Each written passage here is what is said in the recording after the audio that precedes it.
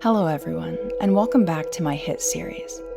Since the first installment received such praise and encouragement, I've decided to create a part 2. In this episode, we'll discuss 3 more dark Vocaloid songs and explore their tragic real-life connections. As always, these projects contain material that may be disturbing to some viewers, so viewer discretion is advised. With that out of the way, let's dive into 3 more dark Vocaloid songs and their stunning real-life connections. Number 1. The Happiness and Peace of Mind Committee. The Path to Eternal Happiness, I Found It, and Hop Step Instant Death.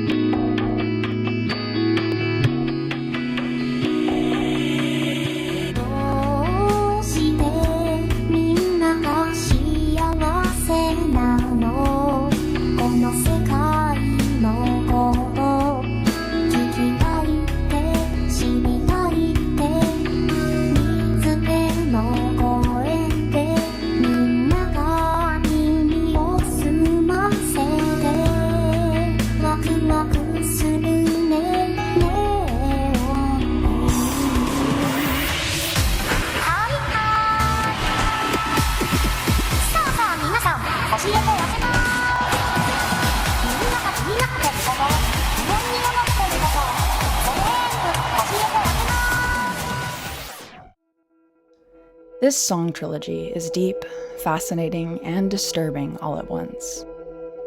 The Happiness and Peace of Mind Committee was a song that I heard before the other 2 mentioned above, so I'll be focusing solely on that one for today.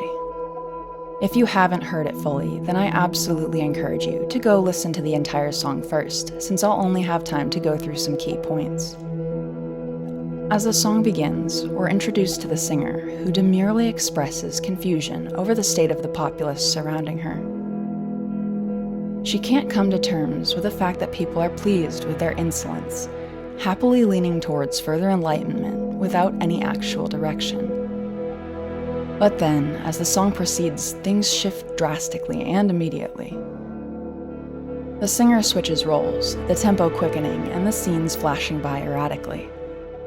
She then rapidly explains to the community that she has the answers to everything that they truly seek, the fix to the things that worry them, the issues that plague them, and the confusion that permeates their hearts.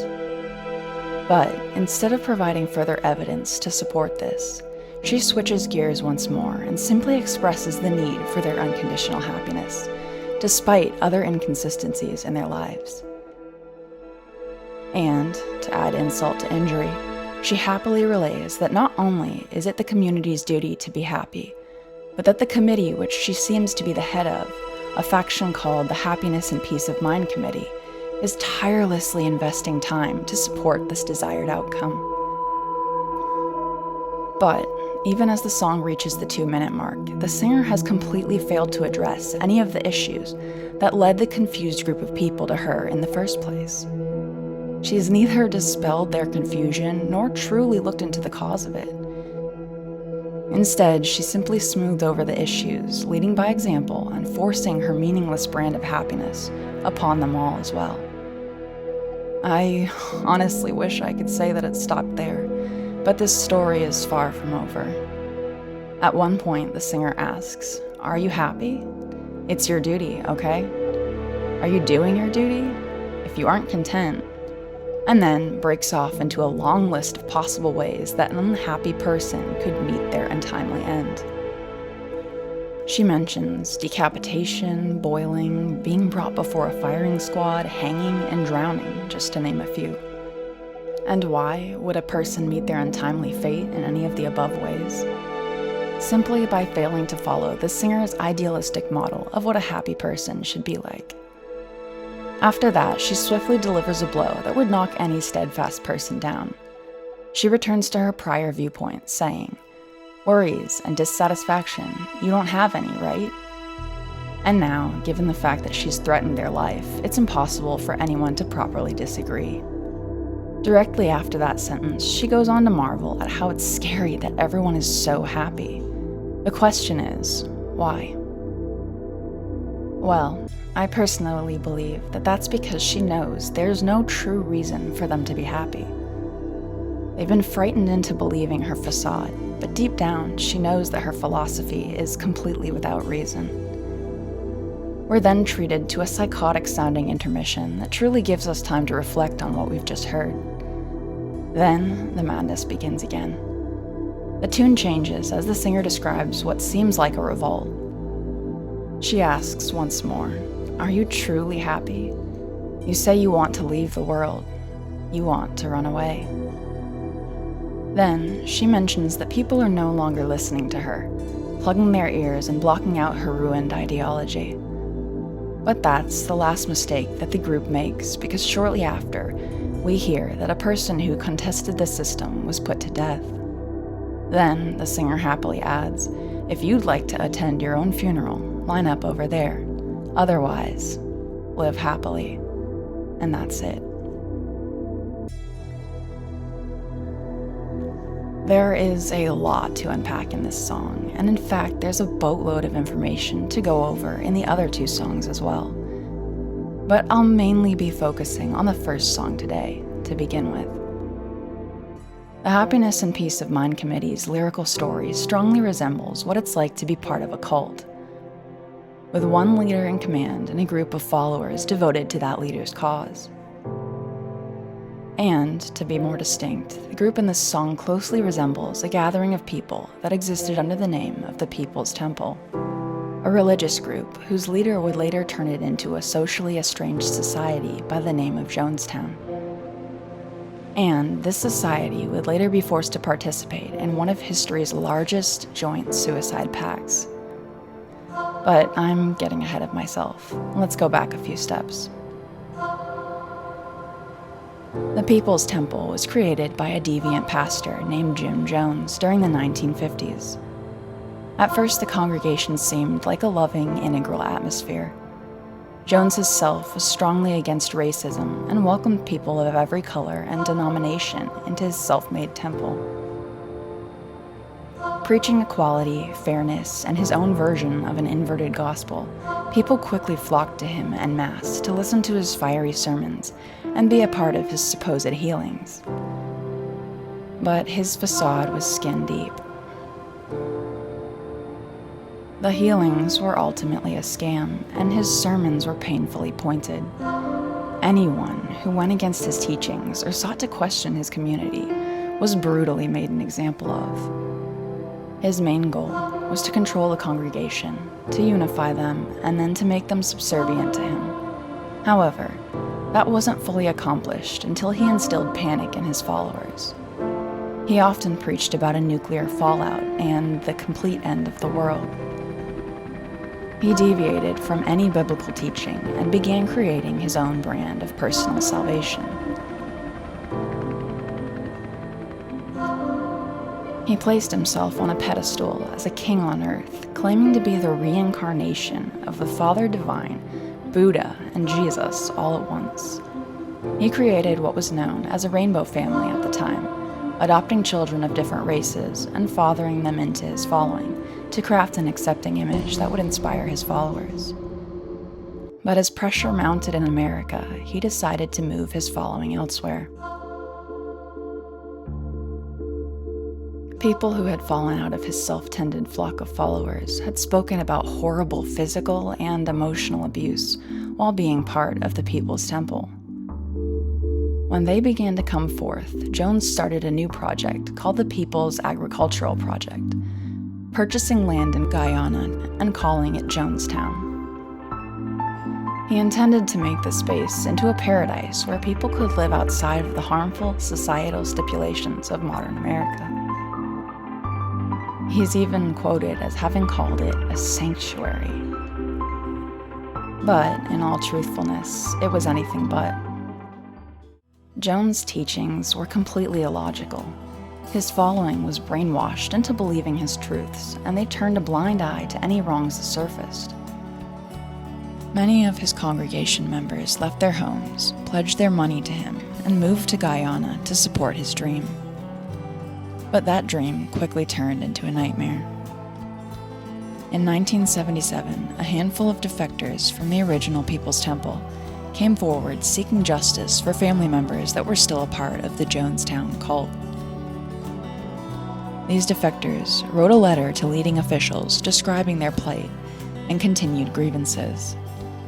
That letter then gained the attention of Congressman Leo Ryan, who, consequently, planned to take a trip out to Jonestown to investigate with a small team of trusted allies. Since there had been allegations of abuse, he intended to visit Jonestown and search for any truth regarding the tales that he'd heard. After spending some time there, he found that the congregation on the surface was unified, but beneath the surface was completely divided. He was violently attacked by one member who resented his arrival, while, conversely, 15 other members had come forth fearing for their own lives and sharing with him a desire to be freed from the oppression of life at Jonestown. While grand fanfare was created for the congressman's visit, people had come forth speaking of food shortages, hours of brutal manual labor, continued abuse, and even distortion of their morals. But when Congressman Ryan's delegation decided to leave, taking those who wanted freedom with them, Jones himself sent armed guards to open fire on the entire party, resulting in a handful of deaths. Those deaths included Congressman Ryan himself and many others. But Jones wasn't finished. After becoming enraged at the congregation's reaction to such an ordeal, he made a fateful decision. He had groomed his followers to accept that death could come at any moment, and had tested them ruthlessly over the years. He claimed that they had to be ready to die for him at a moment's notice, and that was what true devotion to his cause really looked like. The evening of the shooting, that's exactly what 909 Jonestown residents did. It was later explained that Jones had incited fear in the congregation that war would be brought to their doorstep, and that their elderly, their youth, and their children would be tortured and killed. He had convinced them to commit revolutionary suicide, mixing a cocktail of cyanide, flavor aid, and a sedating medication, and forcing his followers to drink it, leading to their untimely death. And let me promise you this, it was a massacre for the books. So, what does this have to do with the Happiness and Peace of Mind Committee? If you're as invested as I am in reading not only the seeable lines, but between the lines as well, then I'm sure you can already see the connections. But just to be clear, I'll go over them in detail. The singer of the song puts an indefinite amount of trust in their ability to cause happiness, much like Jones did, elevating themselves to a place of ultimate power. And the community surrounding a figure such as that becomes either devoted or, consequently, devastated. Much like with Jonestown, people flocked there for peace, prosperity, and asylum. But instead, they were roped into more and more confusion and continual abuse. The singer in this song creates a community devoted to the things that we all seek. But in the end, those who've joined the community wholeheartedly are only met with disappointment and possible dismemberment. This is a prime example of what happens when we attempt to put our faith in another human being. Because we're all human and fallible to a fault, there's no possible way for a human to lead us to enlightenment or salvation. It's simply not possible. And each time a cult reaches for that ideal, it only leads to pain. Just like the singer of this song can't provide true happiness for her followers without the threat of punishment, Jones couldn't either. Both reached for Providence and failed. For the future to brighten, we have to consider what we believe and what we won't fall for. Unfortunately, the mass suicide at Jonestown did occur, but its place in history provides us with a chance to truly study just how easily people can be led astray by the promise of betterment in a fallen world. In a way, this song seems to be heavily related to key issues that Jones's followers faced. And the two other songs continue that theme, talking about following a certain pattern to escape death while finding it all the same, reciting lyrics to appease the singer in order to avoid decapitation or other dismemberment, and much, much more. I don't have time to dive into them all today, but you're more than welcome to check them out. I'll provide the proper links in the description below. Number 2. Love Me, Love Me, Love Me.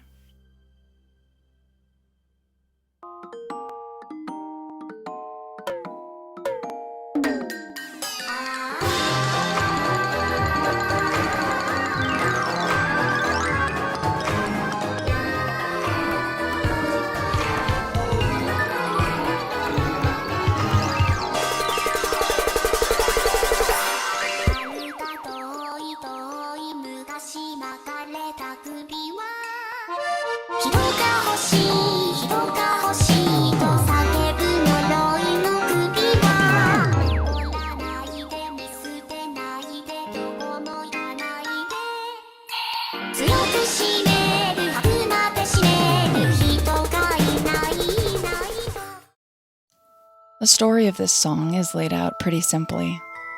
The singer explains that she's wearing what she calls a cursed necklace, a jewelry item that's neither healthy nor feasible to wear for any extended length of time, as it notably is detrimental to the singer's health. However, this necklace is no ordinary adornment. It sings its desires, whispering into the singer's ear, pushing her to also desire the approval and love of those around her. And while she's heard saying that the necklace is fastened so tight that it makes her vomit, she refuses to take it off. And in continuing verses, we hear exactly why that is. The necklace goads her, reminding her of what a good and deserving child she is, someone who should be loved and adored by those around her. And why exactly is that? Well, it's because she's wearing a piece of jewelry so beautiful that attention and adoration are a guarantee. A piece of jewelry that, while it's easy on the eyes, is destroying her body. As the song continues, we see the singer begin to grow irritated with the limited results, beginning to drive a wedge between her and those without some sort of adornment to boast about. She calmly relays that she's better than the children around her, putting herself on a pedestal while demanding that she be treated deservingly. While crying out for people to adore her, love her, and treasure her, the necklace that she's so committed to wearing is slowly and painfully destroying her. And, consequently, she's also failing to offer the people around her the same treatment that she so desperately desires. If we listen closely, we can hear her lament that the necklace hurts and that she's in extreme pain. But still, she refuses to cut ties with the toxic piece of jewelry. During the ending of the song, she seems to actually be falling in love. But unfortunately, that person's affection still isn't enough for her, and she begins to see the distance between the two of them as something that she can't lessen nor remedy. So, instead, she resigns herself to the painful and life-ending trials of wearing the fateful, cursed necklace, even though it's depicted that the item is slowly strangling her to death. That isn't enough to convince the singer to remove it, because she's so tied to the results that it affords her that seems like a completely unfeasible task. A nearsighted and lethal mistake. This song has a simple backstory, but it's a poignant one all the same. Unbeknownst to many people, a staggering amount of jewelry shipped in from China and Korea contain high levels of cadmium and lead. Cadmium is a dangerous chemical element that is often used to increase the shine of jewelry. And lead, on the other hand, is a harmful heavy metal that can actually be absorbed into the body with lethal results. It's often used in jewelry to make the piece heavier and even more colorful.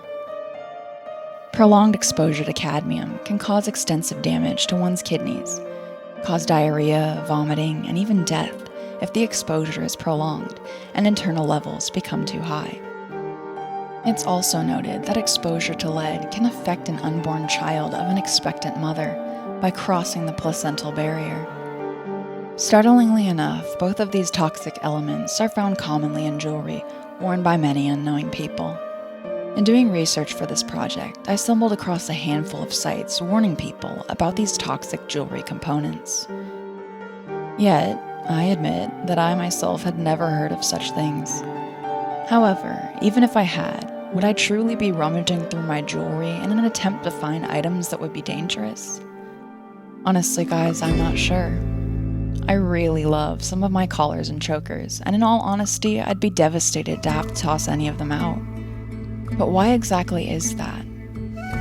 This song is a prime example and offers a perfect explanation. Even though items like this can cause damage to us, we cherish them because we feel like adornment adds value to our person. Just like the singer in this song, we see the results that a prized piece of jewelry has, and we live for that feeling.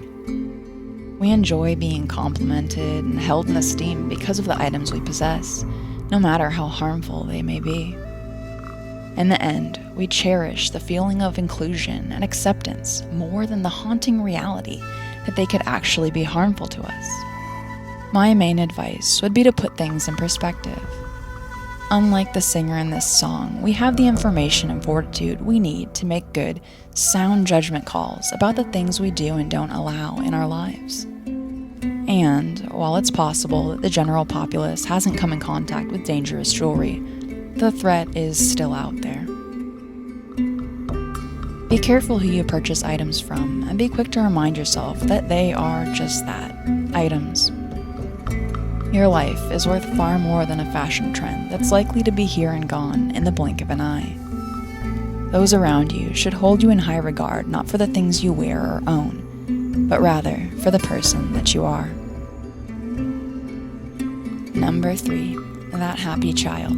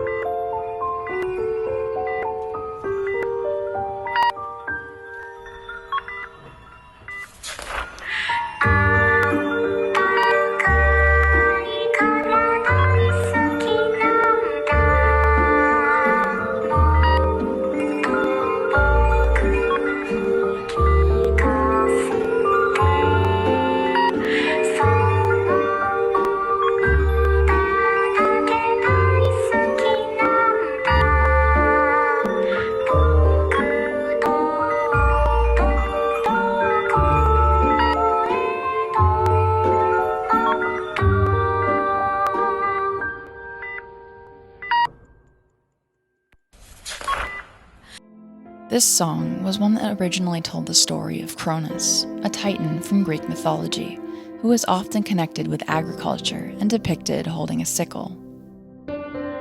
This song outlines the perils of his life.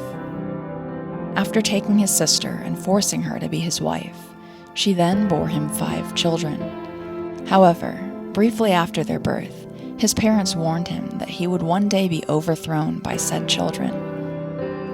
So, to remedy the situation, he decided to consume them all. Shortly after that, he bore a son, Zeus, who was then ferried away by his mother to protect him from his dangerous father. In his place, his mother offered Cronus a rock instead, tricking him into swallowing that rock instead of Zeus. The end of the song shows the story come full circle, as you can see a young Zeus returning to defeat his father, thus forcing him to disgorge his siblings and beginning the start of a revolution against Cronus and the unlawful treatment he imposed upon his family.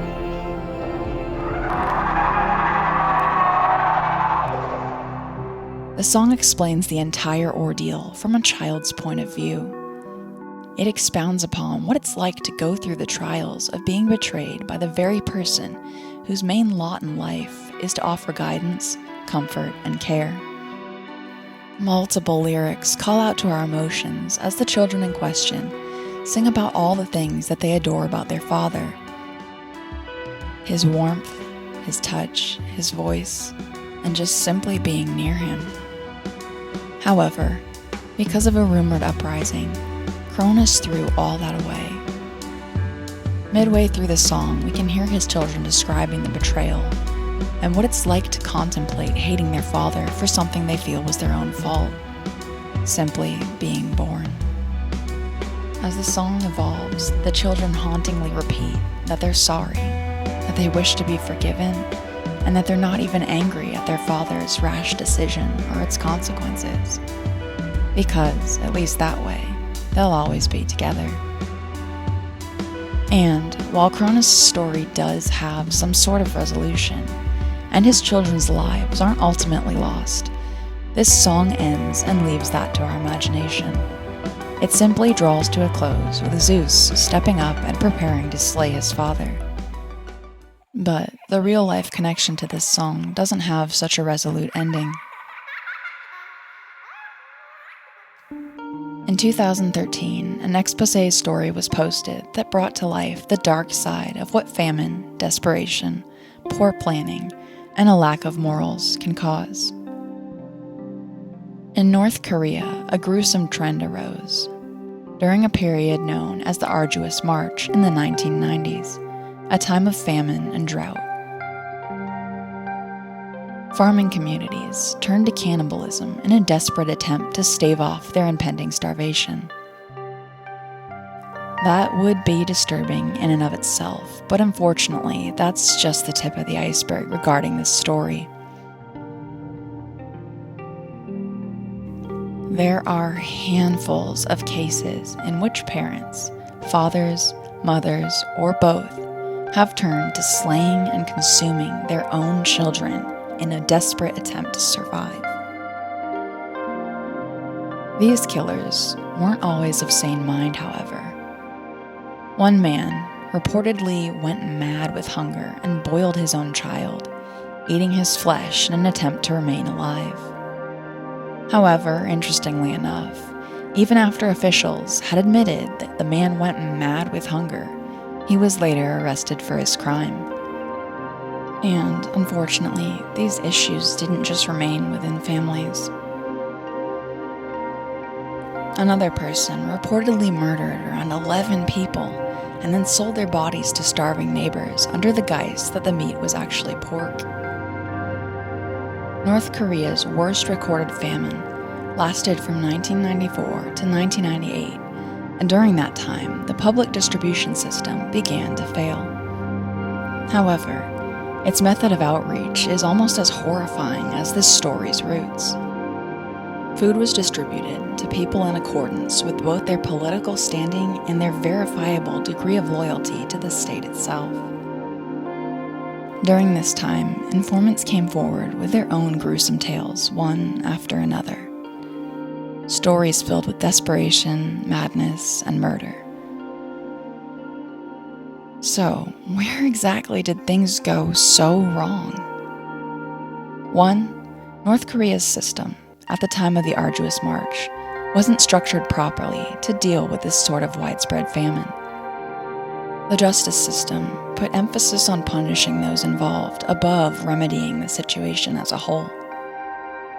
Because of this, there wasn't enough balance to deal with the problem at hand.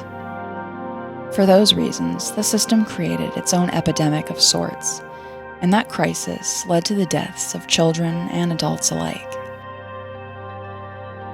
While the song we studied today does in fact tell the story of a Greek myth, its real-life connection to reality is grim and undeniably present. Children are dependent upon their parents, and the last thing that any child expects is to find themselves taken advantage of simply because the times seemed to demand it. This song outlined just what sort of betrayal, pain, and confusion may be going through their heads at the time in which they realize their fate. I can only imagine the agony and terror that they must have felt, and in most cases, I'm sure that that feeling was mutual. That can't be an easy choice for a parent to come to terms with either. As an American, I can say that I've never gone hungry for very long, so I really don't know what that's like. However, during research for this project, I looked into what starvation can actually do to the body.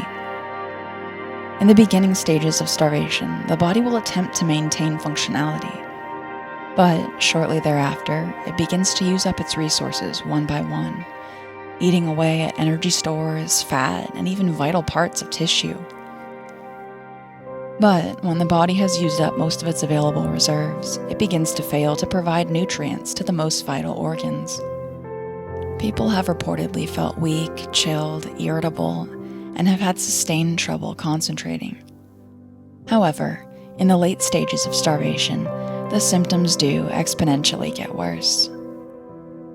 People can experience convulsions, have an irregular heart rhythm, and even experience vivid hallucinations. So, what's to say that someone who was starving couldn't have simply gone out of their mind and imagined a family member, child, or neighbor to be something less than human and more akin to food?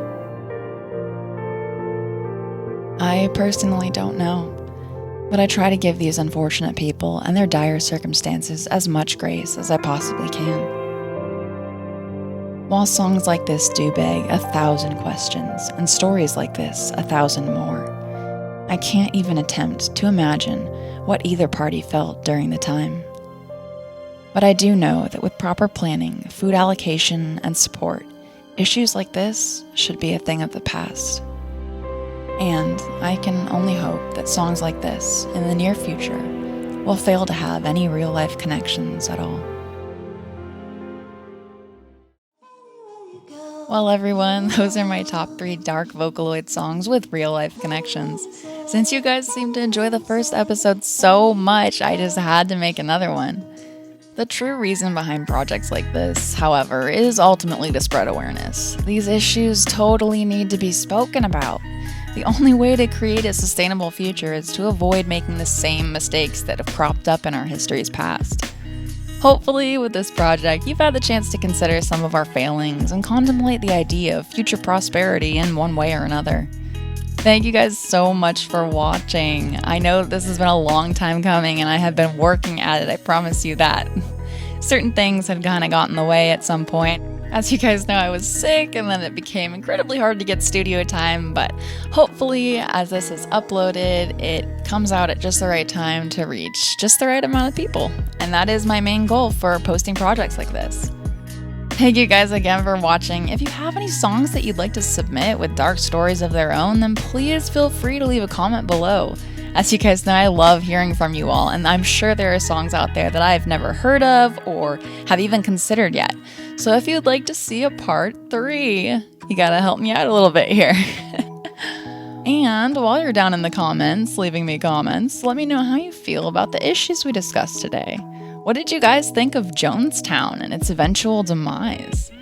Did you guys even know about the harmful effects of certain substances found in everyday jewelry? I know I didn't. That was a shocker to me. And what do you guys make of Korea's history of famine? Who's responsible in your eyes for cases of cannibalism? The individuals themselves, the system, or both? I totally look forward to hearing what you guys think. And as always, again, thank you for watching and stay awesome.